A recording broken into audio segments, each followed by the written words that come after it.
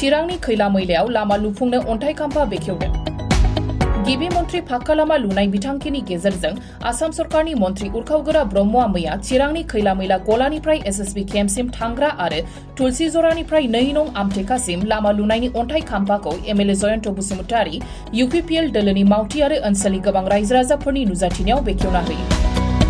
मन्थ्रि उरखावगोरा ब्रह्मआ खौरां बिजोंनि सिगाङाव फोरमायोदि गिबि मन्थ्रि डक्टर हिमन्त बिश्व शर्माया गिबि मन्थ्रि फाक्का लामा लुनाय बिथांखिनि गेजेरजों गंफ्रोमबो बियाबाव 50 किल'मिटार लामा लुनायनि खाबु होदों, जायनि गेजेरजों बे ओनसोलनि रायजो राजाफोरा हान्था मेला खालामनायाव गोबां मुलाम्फा मोननो हागोन आरो ओनसोलाव जौगानाय फैगोन, मानोना लामायानो जौगानायनि गिबि आगान होननानै बिथाङा बुंदों।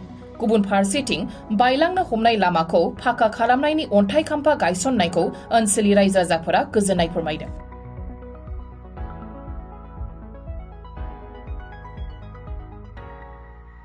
आसामनि जे गिबि मन्थ्रि डक्टर हिमन्त बिश्व शर्माया मुख्यमन्त्रि उन्नत पकिपथ निर्माण आसनि बिनि सिङाव जों एमएलएफोरखौ गावबागाव समस्तिनि सिङाव 50 किल'मिटार लामा बानायनायनि मोनसे सुजुग होदों आरो बाहाय थांनाय बोसोरावबो प्राय समस्तियाव 10 कोटि थाखा होदोंमोन आरो जोंनि सिडलिनि एमएलए जयन्त बसुमतारीया बेजों माखासे लामा बानायदों।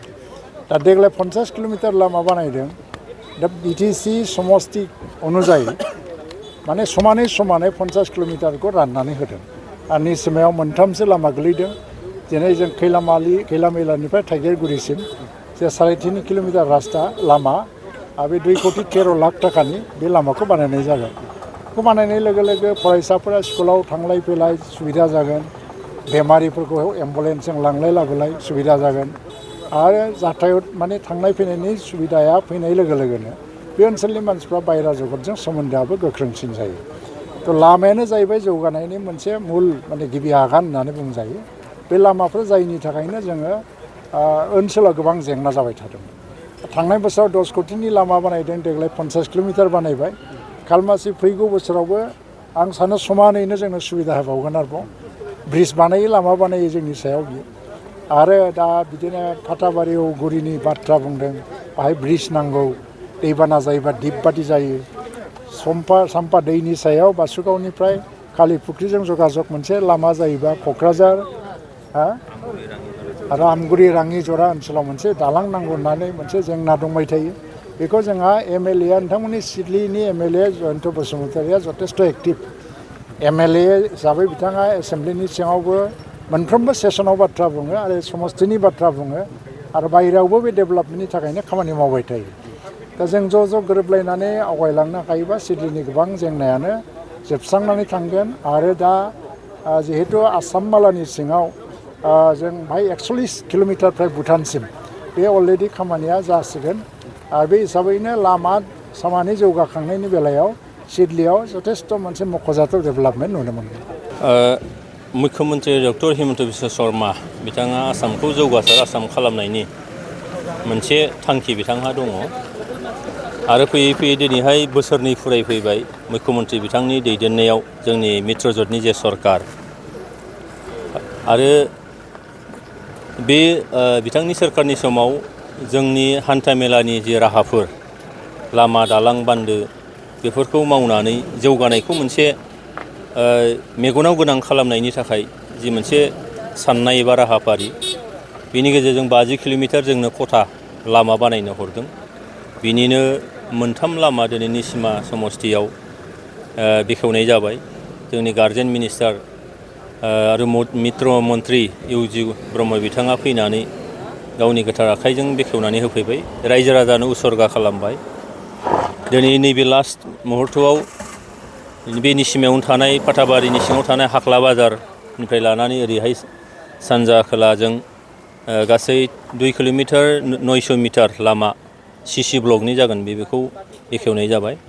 आं मिजिं खालामदों जे चिरां जिल्लायाव गोबां बेबादि लामाफोर बानायनांगौ दङ, दालांफोर बानायनांगौ दङ, दंफां दालांखौ फाखायाव कनभार्ट खालामनांगौ दङ। बे हाबाफारिफ्रा दिनै निस्सय सोलिगोन आरो नोंथांमोननि सिगां जों फोरमायनो मोननानै गोजोननाय मोनगोन जे देग्लाय दंफां दालांखौ फाखायाव कनभार्ट खालामनो थाखाय एसे बावैनो माखासे समनि उनावनो निस्सय 18टा बेबायदि दालां निस्सय मोननो हागोन होननानै आं फोथायनाय दङ।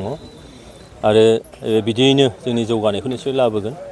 दा निसिमाबा ओनसोलाव बा जोंनि सा ओनसोलाव गोबां लामा दालांफोर बानायनांगौ आरो दंबावो।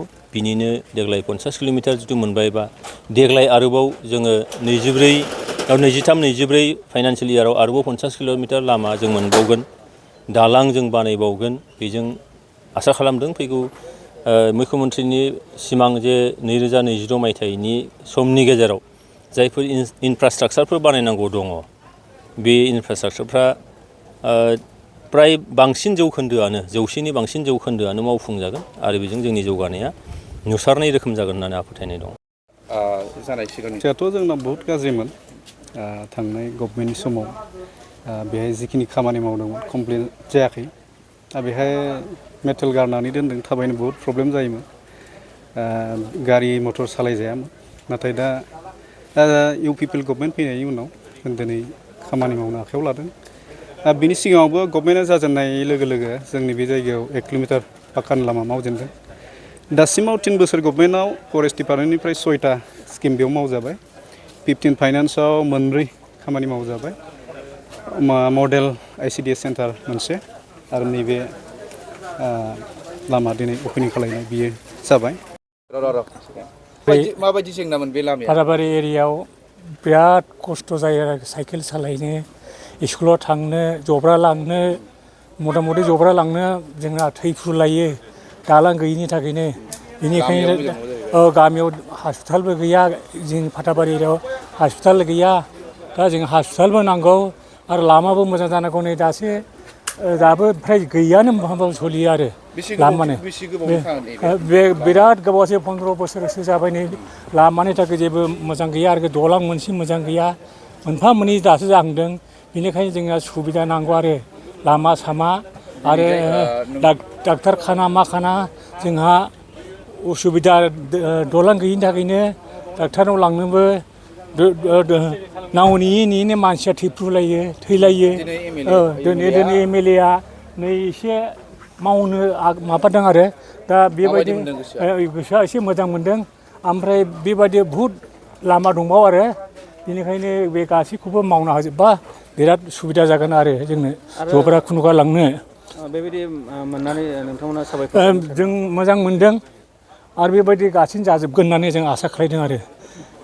बै साखाला लामाया बेबो एकदम बेनोसो थांलाय फैलाय मानसिया गैया आरो बेनिखायनो बेखौबो मावोबा नै गोसोआ बिराद मोजां मोनगौ आरो। बे लामा मोनसे बै मोनसे बे मोननै लामाया जाब्लानो जोंहा सुबिदा जागोन आरो।